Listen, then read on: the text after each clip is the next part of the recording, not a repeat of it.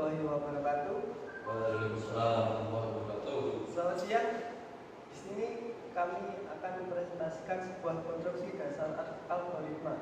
Di sini kami tidak akan berniat memberikannya, dan di sini kita akan belajar bersama-sama tentang apa sih konstruksi dasar algoritma. Sebelum masuk ke materi, kami akan perkenalkan diri terlebih dahulu.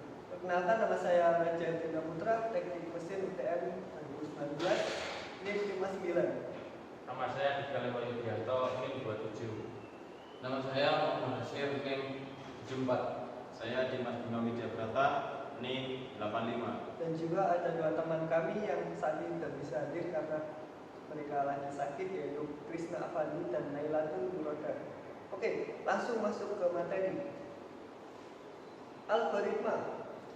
Algoritma berisi langkah-langkah penyelesaian suatu masalah. Langkah-langkah tersebut dapat berupa runtunan aksi, pemilihan aksi, dan pengulangan aksi.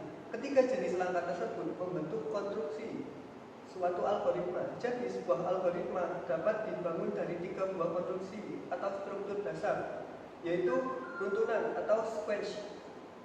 Yang kedua ada pemilihan atau selection, dan pengulangan atau repetition.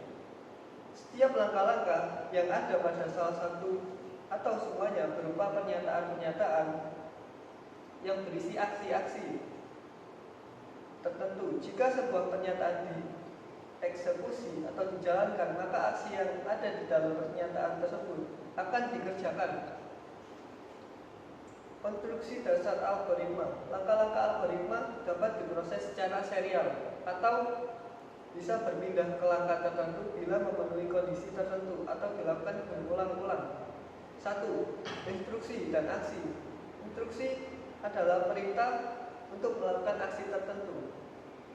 Contoh, bila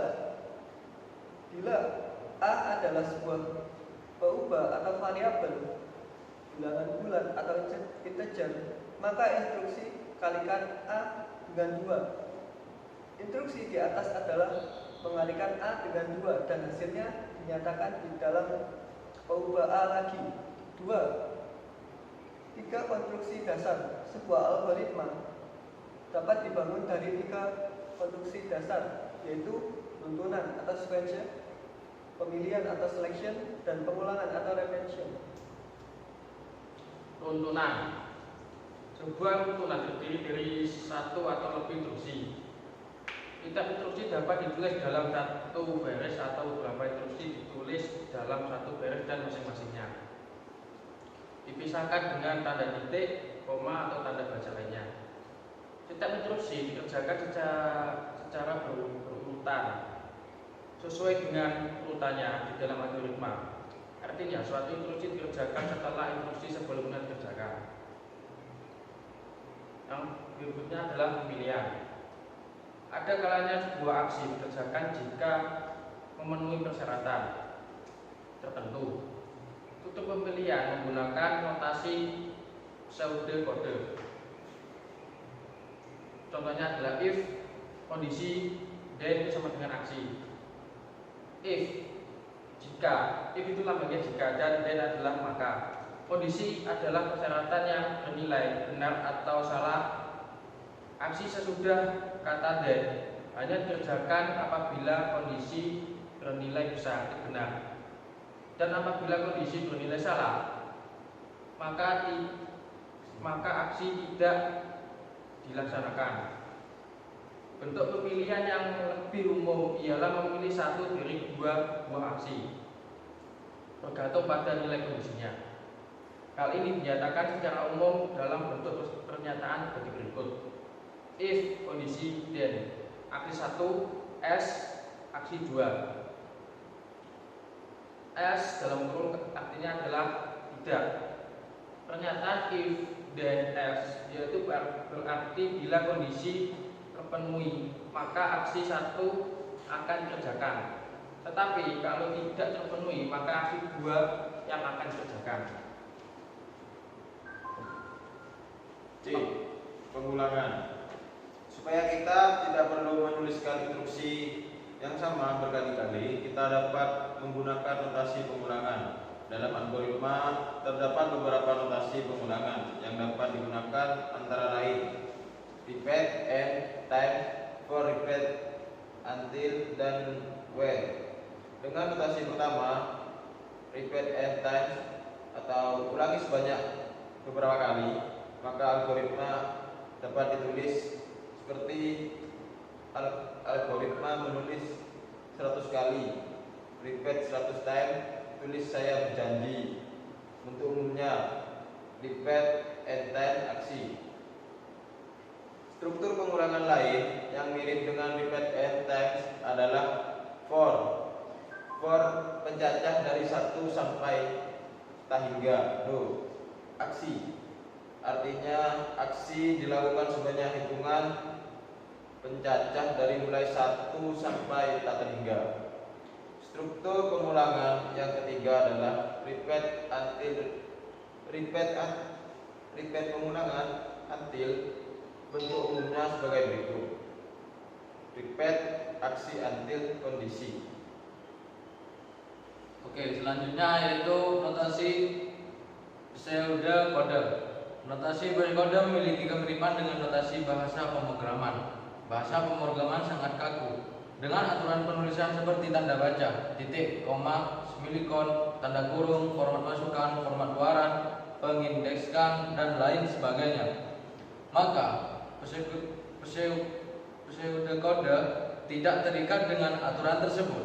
Keuntungan menggunakan pseudokode adalah translasinya ke kode pemrograman jadi lebih mudah dilakukan karena ada korespondensi antara notasi pseudokode dan notasi algoritma.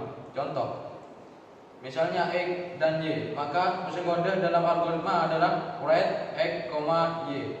Notasi write berarti nilai X dan Y dicetak di sebuah piranti keluaran. Translate notasi write. Terus struktur teks algoritma. 1. Judul. Judul berisi nama program dan penjelasan. Di dalam kurung spesifikasi tentang program tersebut. Diawali dengan kata kunci program huruf besar. Dengan nama programnya, sebaiknya nama program disingkat namun cukup menggambarkan apa yang dilakukan oleh program. Program Euclidean. 2. Deklarasi. Deklarasi tersebut digunakan untuk mengumumkan semua nama yang dipakai di dalam algoritma beserta propertinya. Nama yang dideklarasikan dalam bagian ini antara lain: 1. Nama konstansa. 2. Nama berubah. 3. Nama tipe bentukan. 4. Nama prosedur atau fungsi. Semua nama yang tadi disebut yang dipakai dalam algoritma harus dikenali sebelum mereka digunakan. Bagian deklarasi mungkin kosong apabila tidak ada penggunaan nama ataupun di dalam bagian algoritma. 3. Algoritma. Ini bagian inti dari sebuah algoritma, berisi sederetan aksi. Aksi tersebut bekerja dengan menggunakan nama yang telah diumumkan sebagai deklarasi. Algoritma read dalam kurung M, N, while N garis miring sama dengan O, D, O. R panah kiri M, mod N. M ke kiri N. N arah panah ke kiri R. Terus bawahnya N, while, terus right dalam kurung M.